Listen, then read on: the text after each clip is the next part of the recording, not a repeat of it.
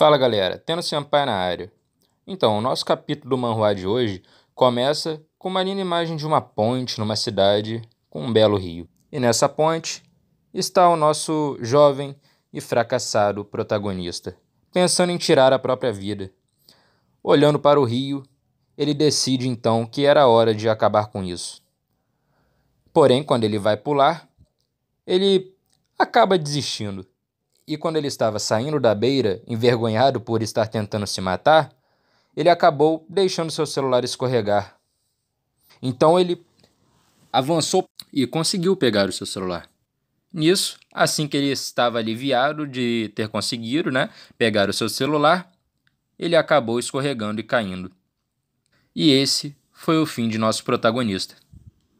Até que de repente, ele abre os olhos e vê um céu ensolarado. E ele pensa, acho que eu fiquei tonto pela pancada de ter me afogado. Onde é que eu estou? Não reconheço esse lugar. E também, por que eu estou pelado? Ele pensou.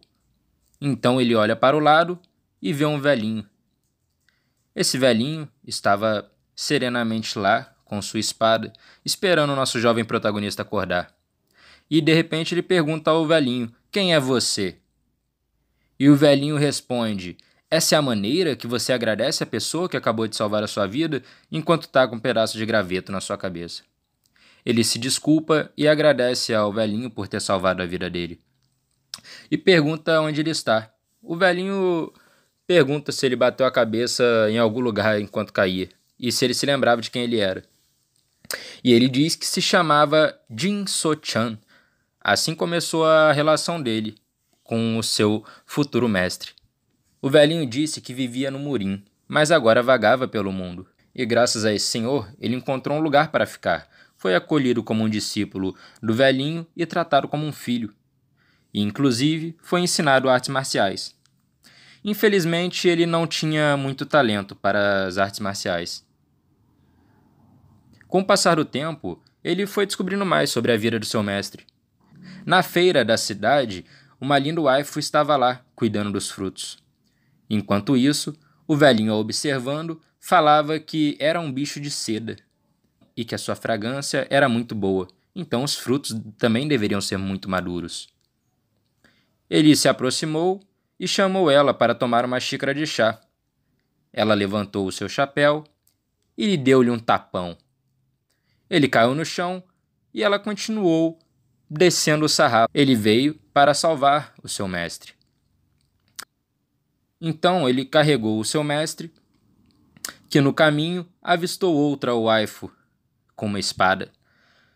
E ele começou a falar sobre os bichos de seda serem os melhores novamente. Então nosso jovem protagonista perguntou para ele se ele já não teve o suficiente por hoje.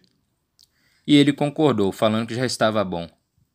Infelizmente, esse jovem senhor nunca se sentiu culpado, mesmo tendo sido rejeitado tantas vezes. Então, eles decidiram ir para casa. No caminho para casa, o mestre perguntou a ele se ele já havia comprado a janta. Ele falou que sim e perguntou se tinha problema que fossem bolinhos. O mestre falou que parecia bom. E dessa maneira, os anos foram passando. E quando seu mestre completou 96 anos, veio a falecer. Numa certa manhã, nosso jovem protagonista se levanta, pega seu balde e, como em mais um dia, vai descer a montanha para buscar água. No caminho, ele pensava que era bom esse mundo, já que não tinha celular nem computador, e era uma vida muito saudável.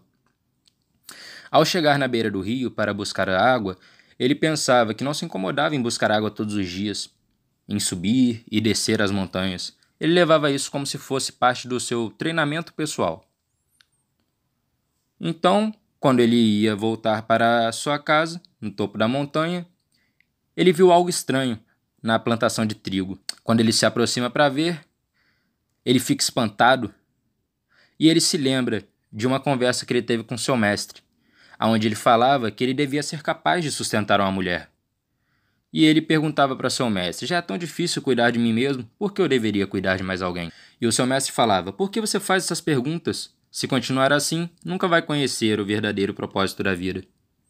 É tão difícil cair na água, se afogar e não se dar conta de que a vida te deu outra oportunidade, dizia o seu mestre. Do mesmo jeito que o mestre dele havia encontrado ele naquele dia, ele encontrou uma jovem waifu de cabelo rosa e ela estava toda molhada, como se a correnteza tivesse a trazido até ali. Então ele a levou para casa. Chegando em casa, ele foi medir a sua pulsação e viu que o corpo dela estava extremamente frio por causa das roupas molhadas. E ele também percebeu que no seu kimono tinha o brasão do clã Vento e Trovão e não sabia como ela tinha caído naquele rio. Então ele pensou que não podia deixar ela assim e decidiu estabilizar a temperatura do corpo dela. Então ele percebeu que para estabilizar a temperatura dela, ele teria que trocar as roupas dela. Ele foi até o armário, pegou um kimono, então, fazer o quê? Já que ele teve que tirar as roupas dela, que assim seja. Então ele começou a secar o corpo dela, que estava extremamente molhado. Então ele trocou as roupas dela e a deixou lá dormindo. Ele desceu até a vila e quando chegou na vila, ele escutou alguns moradores conversando sobre uns rumores de que o clã Chang eliminou uma grande parte do clã Vento e Trovão dessa vez. Então ele pensou que esse nome Chung era familiar, e ele parou para pensar se não seria o mestre que ameaçava a nobreza e extorquia a todos com seu poder e violava as mulheres. Qual será a razão do seu ataque ao grupo Vento e Trovão?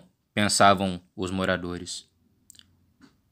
Agora, já em casa, ele estava alimentando a jovem waifu, que ainda continuava desmaiada. E ele pensava que não podia acreditar que ela fosse uma sobrevivente do grupo Vento e Trovão. Ele pensava, será que ela sofreu um acidente enquanto fugia? Será que ela é filha de alguém importante? Nossa, como ela é linda! E ele parado ao lado dela, pensando o que deveria fazer. Começou a pensar que ela tinha um corpo muito bonito e grande. 4 dias se passaram desde que ele começou a cuidar dessa moça. É estranho. Tinha comida para esses 4 dias, mas já acabou tudo. Para ser sincero, poder ver ela nua, só por manter ela a salvo, foi uma experiência interessante para o nosso jovem protagonista, já que ele nunca tinha visto uma mulher tão bonita. E ele queria ver de novo. Então ele teve uma ideia. Talvez ele devesse dar mais uma olhadinha. E então, ele foi fazer isso. Quando ele estava prestes a levantar o kimono dela, ela acordou.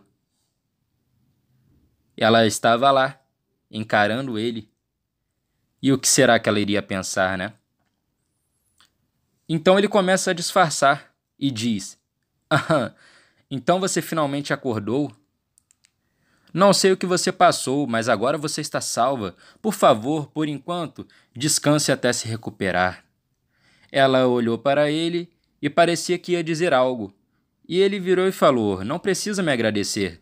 Não preciso de nenhuma razão para salvar alguém, só queria que você se recuperasse o mais rápido possível."